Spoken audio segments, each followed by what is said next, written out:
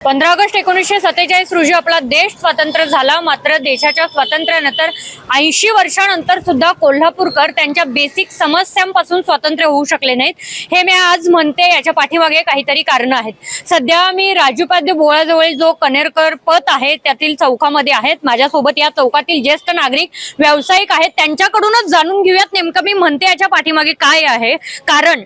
तर आजोबा, काय नेमकं कारण आहे, इथे काय समस्या आहेत? गेले 3 महिने हा प्रश्न आम्ही सातत्याने सोडत आहोत।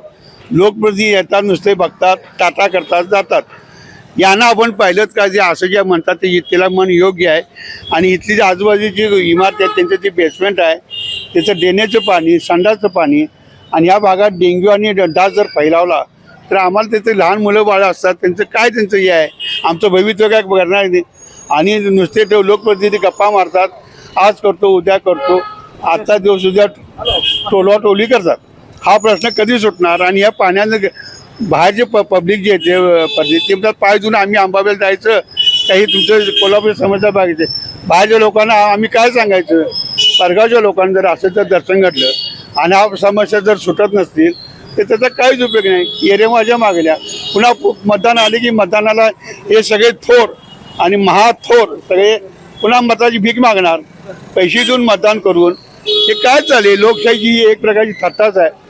पूर्वीच्या काळी ह्याच्या 10-20 वर्षामागे जे नगरसेवक होते ते करप्टेड होते आणि हुशार होते। ते कधी पैशाची कशी अपेक्षा नव्हती, काही नव्हती। एक फोन मारला की सगळं प्रश्न सॉल्व। डांबरवर लाईट, पाणी, हे समस्या अजूनही आम्हाला या भागात आहे। काय आम्ही पाप केले आई अंबाबाईचे, काय आम्हाला काय समजत नाही। काय हा प्रश्न लवकरात सोडवलं तर बरं होईल। हा जो पाण्याचा प्रश्न आहे याच्यासाठी काही तुम्ही निवेदन वगैरे दिलं होतं किंवा मागण्या वगैरे केले होते की हा प्रश्न सोडवा म्हणून? दर 2 दिवसावर लोकप्रतिनिधी नगरसेवकांना फोन करतो। 4 नगरसेवक आहेत, ते एक दौऱ्यावर, एक इथले एक स्थानिक नगरसेवक म्हणतात माझ्या भागात तुम्ही यायचं नाही, आणि ते तिकडले शनिवार पेठेत म्हणतात ते येतात। मात्र त्यांचा संपर्क मोठा आहे, पण त्या भागात एक काही नाव घेऊन येते, माझ्या याच्यात तू यायचं असं त्यांचं ते चौकातलीच एकमत नाही आहे। हा प्रश्न असाच कायम राहिलेला आहे। हा जो पाण्याचा प्रश्न आहे आपण बघू शकतो, मी जिथे उभी आहे त्या ठिकाणी सुद्धा हे पाणी साचलेलं आहे। एवढंच नाही, याच्या पाठीमागचा जो मेन रस्त्यावरचा परिसर आहे तो परिसर एखाद्या नाल्या सदृश आहे। घाण गटारेचं पाणी आहे, जे दुकानांच्या बाहेर पाणी साचतंय आपण बघू शकतो। त्या बाजूला दुकानांच्या बाहेर जे पाणी साचतंय ते अक्षरशः त्या जमिनीवरती शेवाळ धरलेलं आहे। डांबरीकरणावरती शेवाळ धरणं ही एकदम लज्जास्पद गोष्ट झालेली आहे। इतकं घाणेरडा प्रकार आहे। डास माशांचं साम्राज्य या ठिकाणी झालेलं आहे आणि आजूबाजूला हॉटेल आहेत, छोटे छोटे दुकाने आहेत, नाश्ता सेंटर्स आहेत, आणि ज्या हॉटेल पासून हे पाणी येतंय त्याच्यावरती अजूनही कोणत्याही उपाययोजना काढलेल्या नाहीयेत, काढण्यात आलेल्या नाहीयेत। नगरसेवकांचं दुर्लक्ष आहे, जसं की ज्येष्ठ नागरिकांनी आपल्याला सांगितलं त्याप्रमाणे।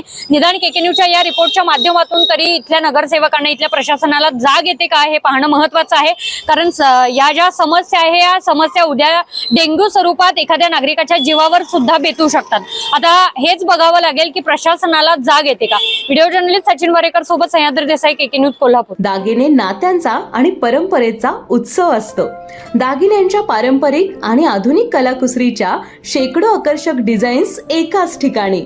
मालनकर ज्वेलर्स, आपुलकीचे अलंकार विश्व।